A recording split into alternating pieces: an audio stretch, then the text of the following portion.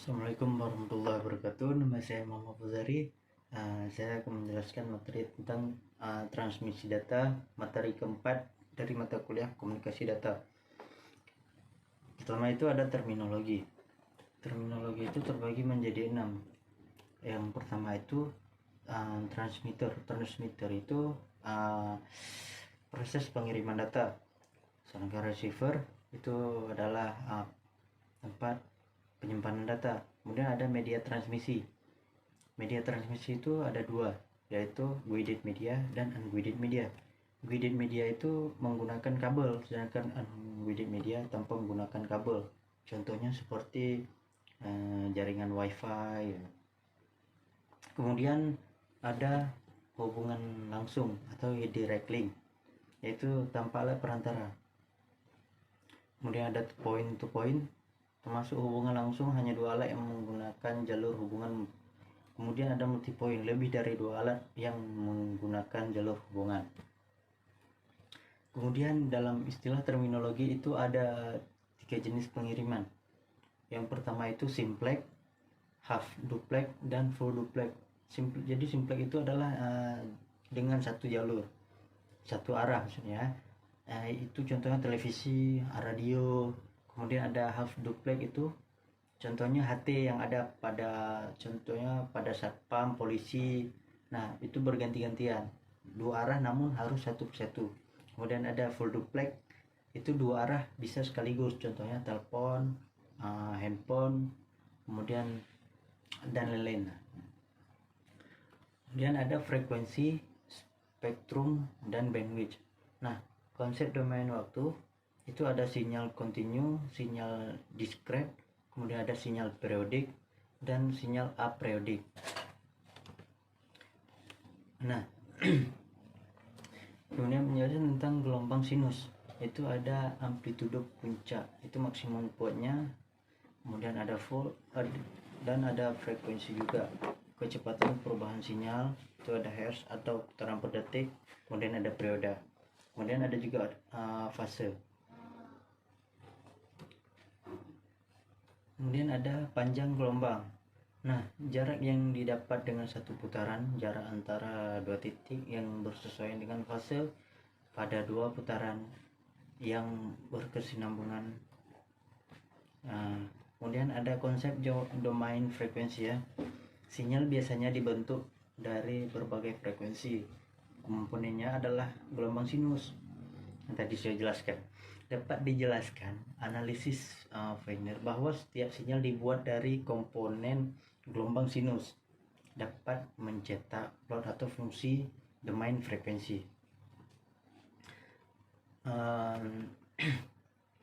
Kemudian spektrum dan bandwidth.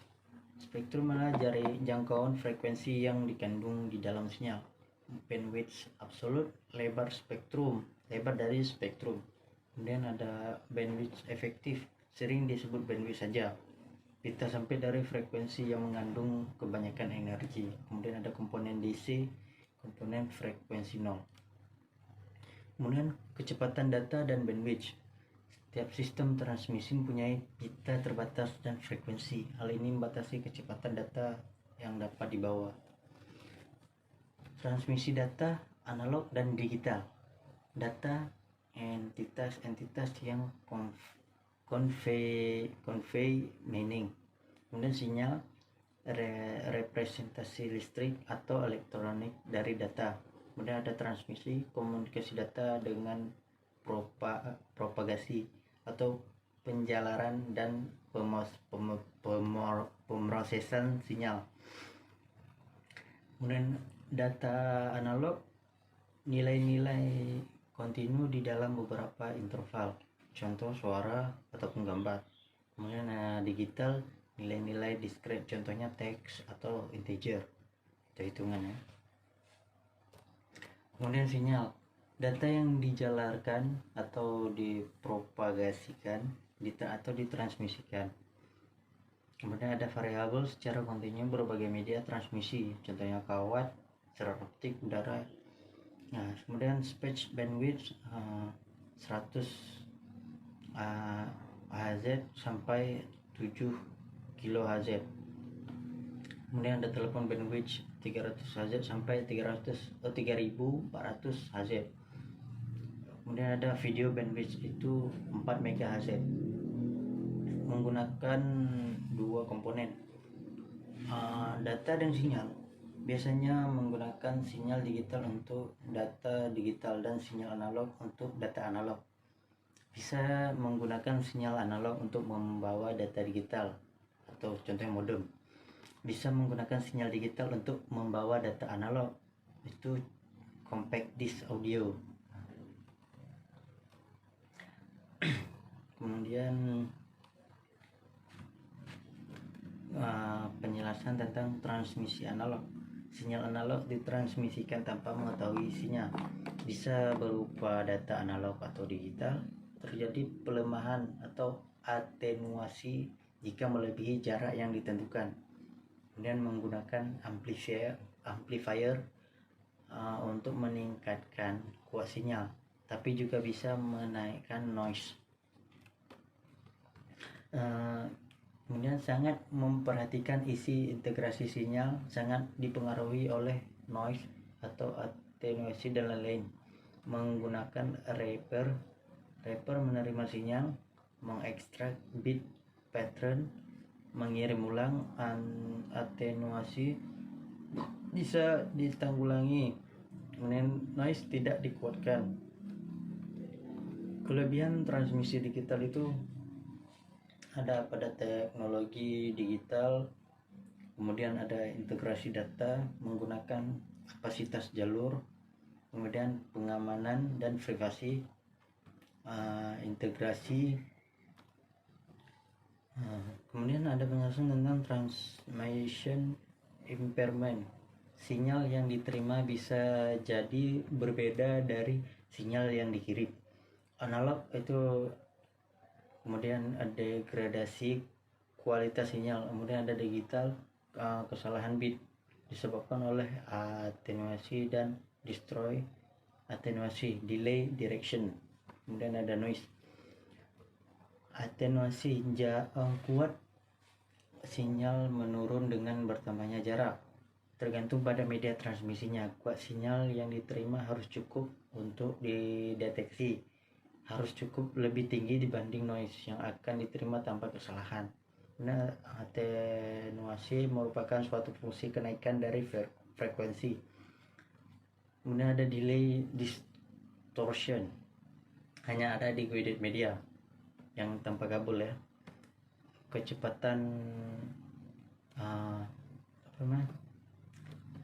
Kecepatan penjelaran propagasi bervariasi terhadap frekuensinya. Kemudian ada noise, yaitu sinyal tambahan yang masuk di antara transmitter dan receiver. Ada thermal atau suhu, akibat dari thermal agitation dari elektron tersebar secara uniform. White noise. Ada intermodulation, sinyal yang merupakan penjumlahan dan pengurangan dari frekuensi asli yang menggunakan media bersama. Kemudian ada crosstalk, itu suatu sinyal dari suatu jalur yang diambil oleh jalur lain. Ada pulsa yang tidak beraturan atau spike, lonjakan. Nah, contoh interferensi elektromagnetik eksternal, short duration, dan amplitudo yang tinggi. Kemudian ada kapasitas channel, itu terdapat kecepatan data, bandwidth. Dan sekian penjelasan materi transmisi data, materi keempat dari saya. Kemudian untuk materi kelima dan keenam akan dilanjutkan oleh teman saya.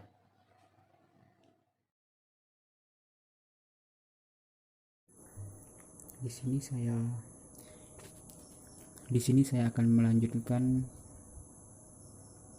penjelasan tentang sinyal pemodulasi. Yang pertama, data analog, sinyal analog. Yang pertama, amplitude modulation AM, frequency modulation FM, pulse modulation atau PM.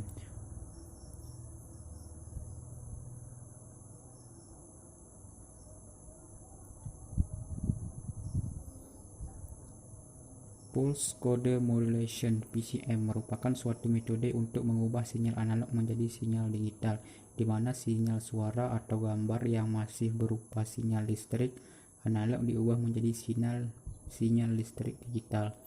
Dasar pembentukan Pulse Code Modulation terdiri dari proses, yaitu yang pertama sampling, kualitasasi, pengkodean. Kemudian PCM. Jika suatu sinyal dikuplik yang interflex dengan laju lebih besar daripada 2 kali frekuensi tertinggi sinyal, sampel-sampel memuat semua informasi dari sinyal organik. Data suara dibatasi di bawah 4000 Hz, memerlukan 8000 sampel per detik. Kemudian skema PCM menggunakan non-linear encoding, yang artinya bahwa level 2 kualitasi tidak diperlukan yang sama. Yang kedua, mengurangi sinyal distorsi. Yang ketiga, pengurangan sinyal distorsi dapat dilakukan dengan menggunakan kualitasi yang seragam dan kompetensi, yakni proses mempersingkat rentang sebuah sinyal dengan penambahan lebih banyak penguatan dengan sinyal-sinyal yang lemah dibandingkan sinyal yang kuat pada input.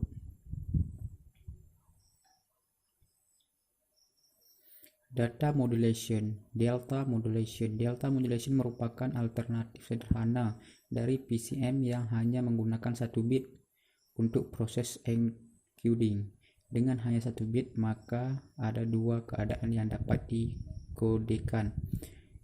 DGDM sesuai input analog kira-kira seperti fungsi tangga yang bergerak naik turun dengan suatu level kualitas pada tiap interface sampling.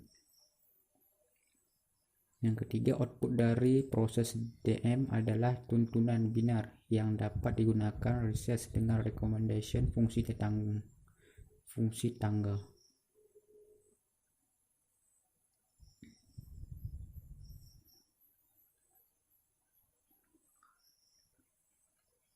Kemudian data digital sinyal analog.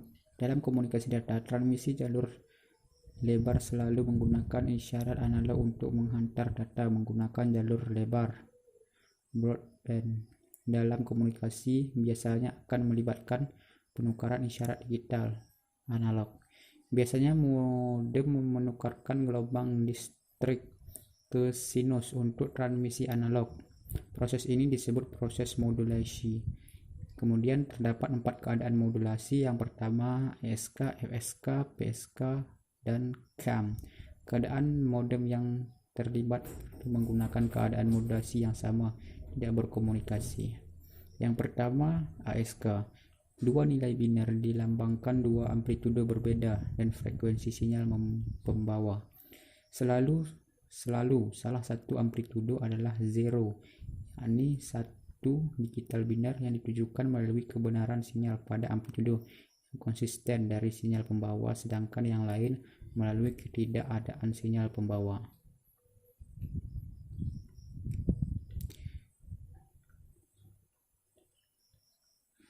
Kemudian FSK. Secara umum, pembentukan binary FSK, 2 hasil binar diwakili oleh 2 frekuensi yang berbeda.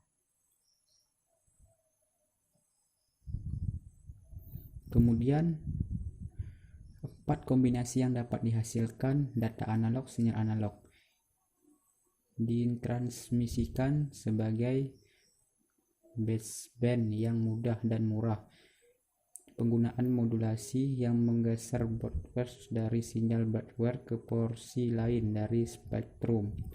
Data analog sinyal digital yang diizinkan adalah menggunakan transmisi digital modern dan peralatan scalar. Data digital sinyal analog. Beberapa media transmisi seperti serat optik atau software yang hanya merambatkan sinyal analog. Yang keempat, data digital sinyal digital.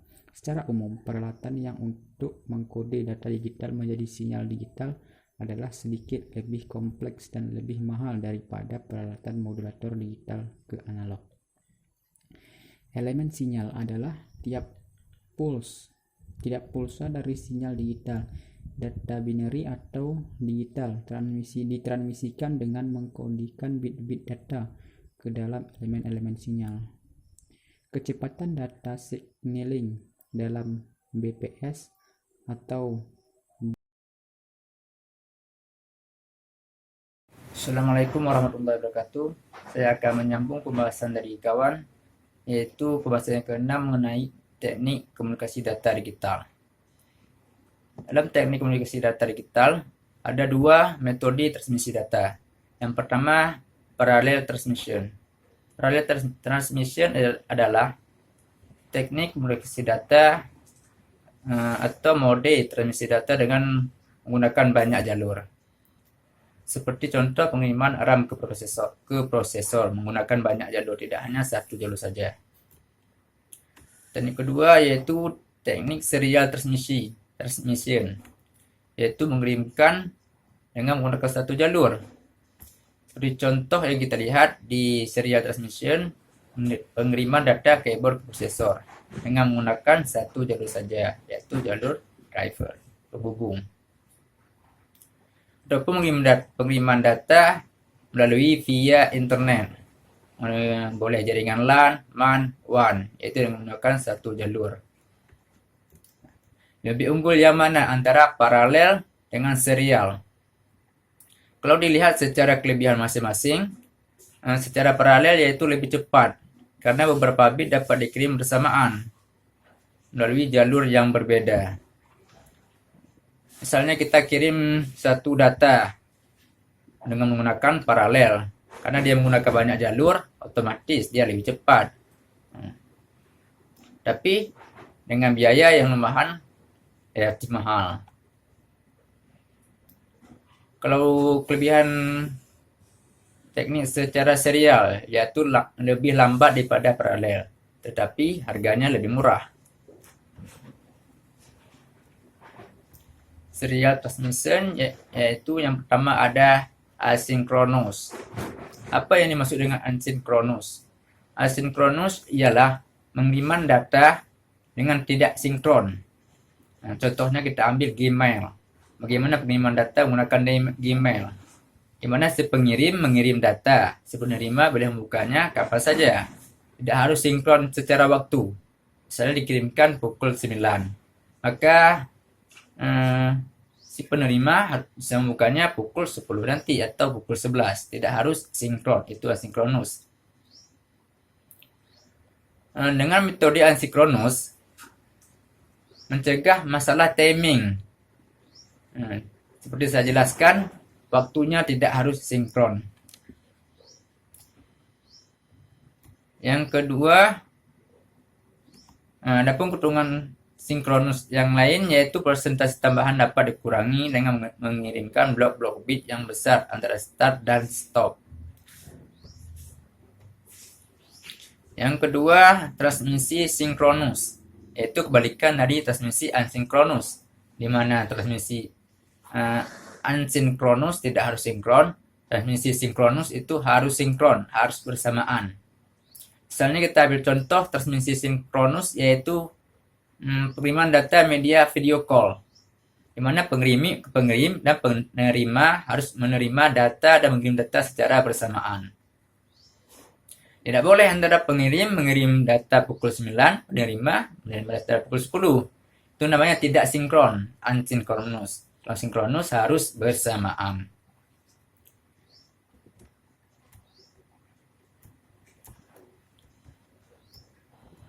Atau contoh lain pengiriman data sinkronus yaitu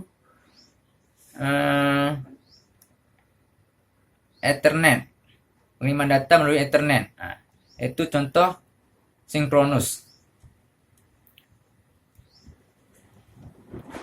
Pembahasan selanjutnya yaitu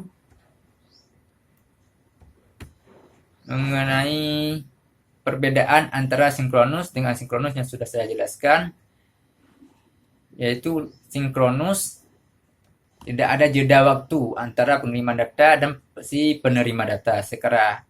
Dan asinkronus adanya jeda waktu antara penerima dan pengirim data. Tidak dituntut harus menggunakan waktu yang sama.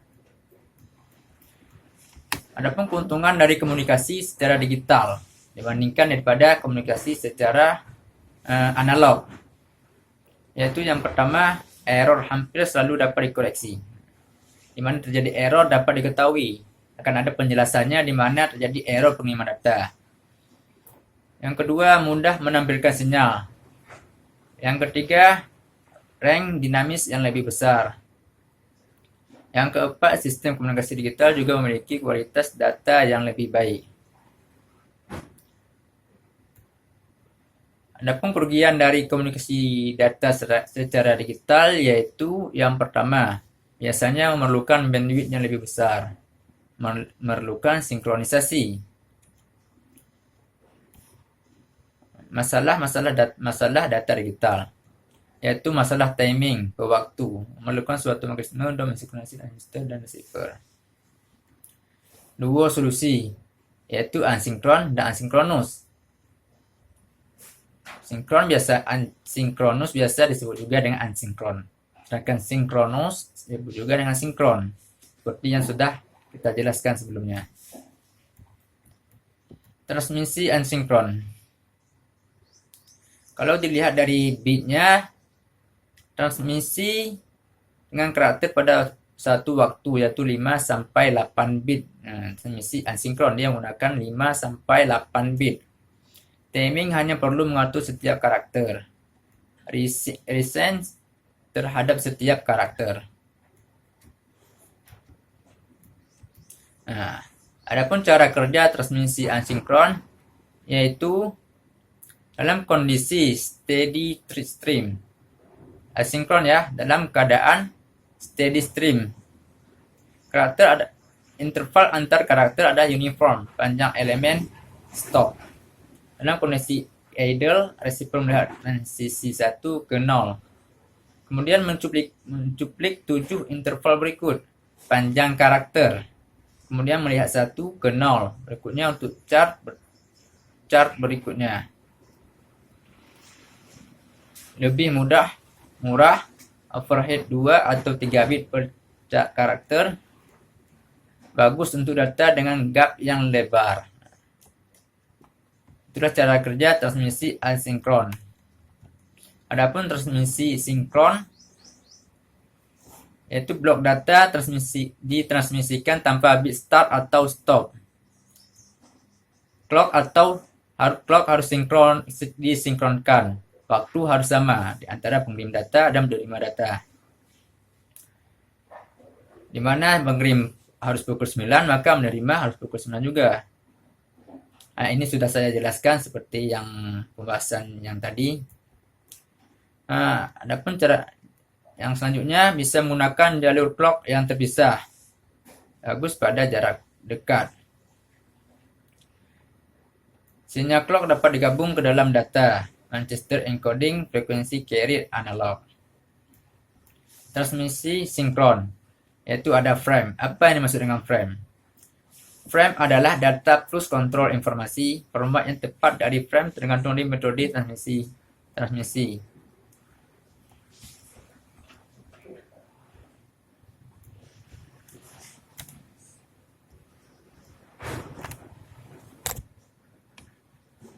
Teknik deteksi error yaitu yang pertama parity check. Apa itu parity check? Di parity check ada dua teknik deteksi error. Yang pertama even parity, yaitu jumlah dari binary 1 yang genap dipakai untuk transmisi asinkronus. Binary ada 2, 1 dan 0, yaitu jumlah dari binary 1 yang genap ya dipakai untuk transmisi asinkronus. Cara yang kedua atau teknik yang kedua yaitu ODD parity, yaitu jumlah dari binary 1 yang ganjil dipakai untuk transmisi sinkronus. Even parity, jumlah dari binary 1 yang genap dipakai untuk transmisi asinkronus. ODD parity, jumlah dari binary 1 yang ganjil dipakai untuk transmisi sinkronus.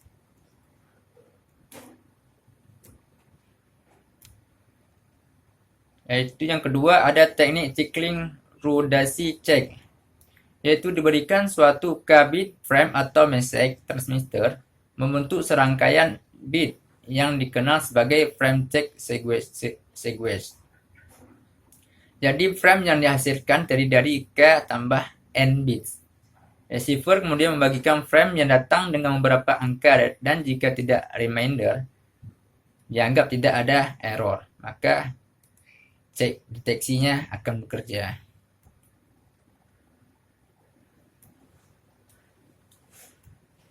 Mungkin hanya di sini saja pembahasan di materi ke-6.